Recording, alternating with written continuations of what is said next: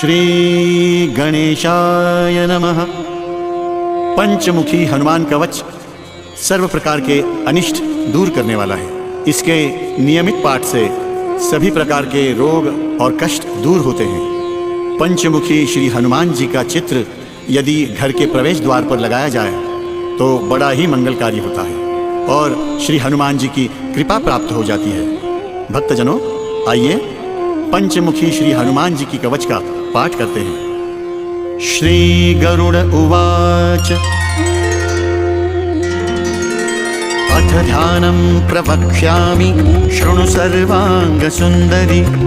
यत्कृतं देवदेवेन ध्यानं हनुमतः प्रियं।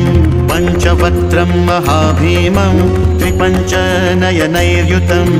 बाहुभिर्दशभिर्युक्तं सर्वकामार्थसिद्धिदं। पूर्वं तु वानरं वक्त्रं कोटिसूर्यसमप्रभं। दंष्ट्राकरालवदनं भ्रुकुटीकुटिलेक्षणम्। अस्यैव दक्षिणं वक्त्रं नारसिंहं महाद्भुतम्। अत्युग्रतेजो वपुषं भीषणं भयनाशनम्। पश्चिमं गारुडं वक्त्रं वक्रतुण्डं महाबलं। सर्वनागप्रशमनं विषभूतादिकृन्तनम्। उत्तरं सौकरं वक्त्रं कृष्णं दीप्तं नभोपमं। पातालसिंहवेताल ज्वररोगादिकृन्तनम्। ऊर्ध्वं हयाननं घोरं दानवान्तकरं परं। येन वक्त्रेण विप्रेन्द्र तारकाख्यं महासुरं। जघान शरणं तत्स्यात् सर्वशत्रुहरं परं। ध्यात्वा पंचमुखं रुद्रं हनुमन्तं दयानिधिम्। खड्गं त्रिशूलं खट्वांगं पाशमङ्कुशपर्वतं। मुष्टिं कौमोदकीं वृक्षं धारयन्तं कमण्डलुम्। इन्दिपालं ज्ञानमुद्रां दशभिर्मुनिपुङ्गवम्। एतान्यायुधजालानि धारयन्तं भजाम्यहम्। प्रेतासनोपविष्टं तं सर्वाभरणभूषितं। दिव्यमाल्याम्बरधर दिव्यगन्धानुलेपनम्।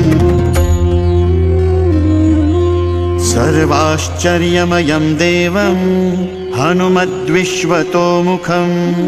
पञ्चास्यमच्युतमनेकविचित्रवर्णवक्त्रं।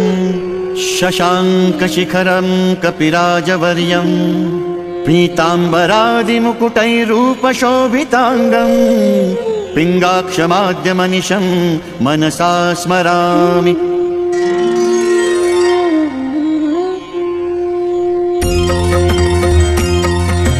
मर्कटेशं महोत्साहं सर्वशत्रुहरं परं। शत्रुसंहारमां रक्ष श्रीमन्नापदमुद्धर। ॐ हरिमर्कटमर्कटमन्त्रमिदं परिलिख्यति लिख्यति वामतले। यदि नश्यति नश्यति शत्रुकुलं यदि मुञ्चति मुञ्चति वामलता। इदं कवचं पठित्वा तु महाकवचं पठेन्नरः। एकवारं जपेत् स्तोत्रं सर्वशत्रुनिवारणम्।